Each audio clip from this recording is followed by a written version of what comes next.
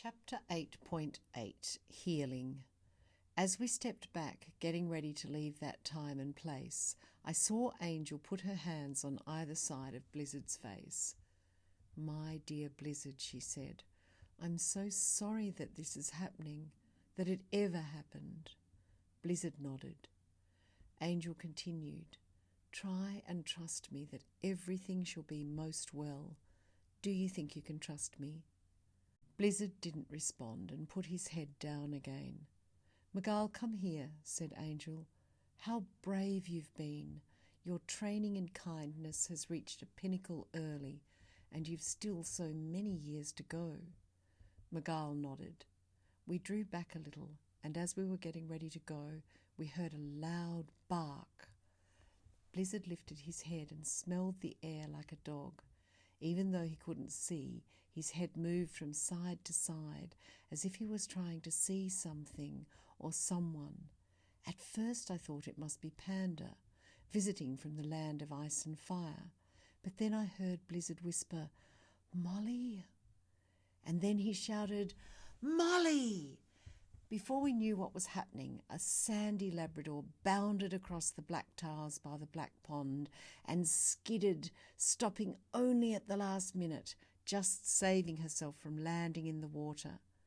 I remembered meeting her in heaven just before Sky had been put back together again. Molly had the kindest eyes ever. "Woof!" said Blizzard. "Woof, woof, woof, woof, woof, woof, woof," said Molly, as she spun around and around and around. She looked as if she was chasing her tail. Blizzard reached out and hugged her with both arms, laying his head against hers.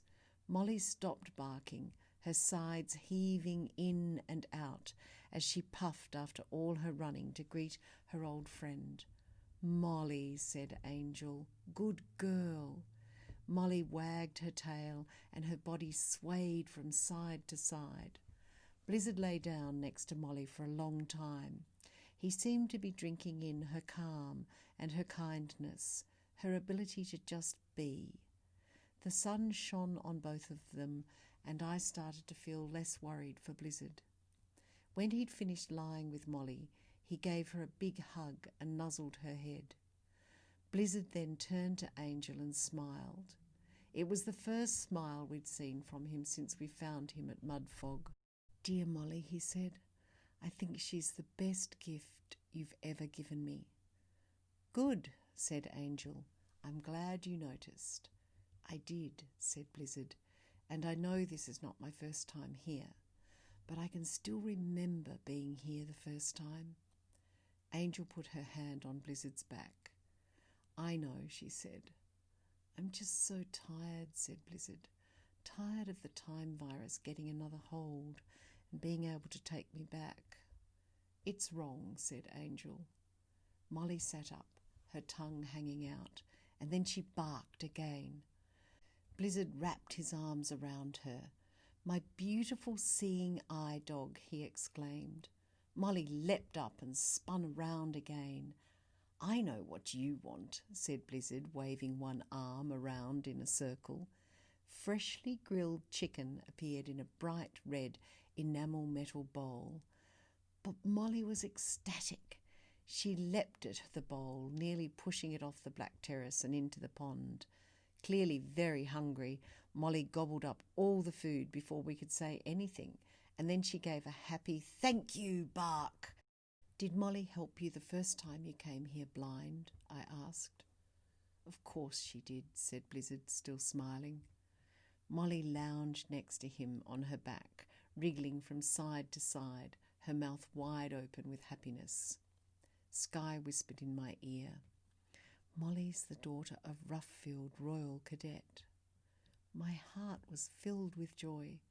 Visiting Roughfield when we saw our grandparents was the best. I missed him so much when he died, but since we'd seen him in heaven, I'd become a firm believer in the afterlife. I went over to Blizzard. "Can I give Molly a hug?" I asked. "She's the daughter of Roughfield who used to live with our grandparents." Blizzard looked at me with his unseeing eyes and nodded. "Of course," he said. Roughfield would be very proud of his daughter. I hugged Molly and couldn't help crying a little bit. It was so good to hold her. As I unwrapped my arms, I looked at Blizzard. He was still blind and he looked dreadful, but somehow Molly had taken away some of his shame, some of his sadness. "Right," said Angel. "The last time we did this, you stayed here for a very long time, but we can't do that today. I need you to go into the pond now." Angel held Blizzard's hand and helped him to stand up. I wondered if she was going to push him into the pond, but Molly barked and then leapt into the pond. Water splashed all over Blizzard, and without waiting any longer, he jumped into the pond too and disappeared. Angel turned to look at all of us. "He'll be some time in the pond," she said, "so you can stay if you like." "Isn't time still unstable?" asked Jax. Angel shook her head. "I don't think there'll be any more worries about people getting lost in time, not now that our main time wizard is nearly back with us. He'll be himself when he comes out of the pond. You might as well be here for him. After all, it was you who rescued him." We all sat down and Angel spent some time with each of us, telling us secrets about our lives and giving us hope for the future. Magic was streaming from every part of her body. It was incredible, and we felt somehow changed forever. Chapter 8.88, Waiting for Blizzard. Blizzard was gone for ages. I started to feel a bit nervous, and I know that everyone else was worrying too. None of us said a word. I think we didn't want to jinx the process. Angel created a massive picnic for us, and we all ate our fill. But Blizzard still wasn't back. Plus, something else was making me uneasy. I hated knowing that Magal had lost the use of his legs, that Thievel would require that. I didn't understand the ancient code of magic, but what sort of ancient code would require a young boy to lose the use of his legs? Just as I was thinking about all of that, Molly leapt out of the pond as if she was a superhero. She ran around and around on the lawn, chasing bees, chasing her tail, hugging each one of us, and every so often sitting up and begging for food with one paw up in the air. Soon after, Blizzard emerged from the pond. We were all so relieved to see that he was a man again, wearing his multicoloured coat, his crumpled old hat, and his trademark round sunglasses, half mirror and half black. He looked fresh and ready to go. Swirling all around him was a great cloud of fire and dust. The dust shone in the sunlight as it rose up into the air. Blizzard knelt down next to Molly. "Thank you, dear girl," he whispered, nuzzling his face into her fur.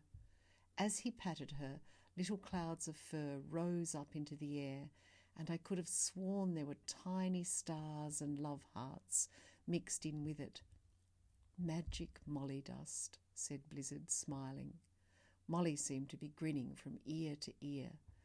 Blizzard grinned back at her and waved his arms across the lawn. As he did, Molly's favourite meal appeared, chicken and mash. She looked at Blizzard with her lovely brown eyes beaming. Then she munched into the pile of food, licking the sides of her mouth and stopping to smile and pant at Blizzard all the way through.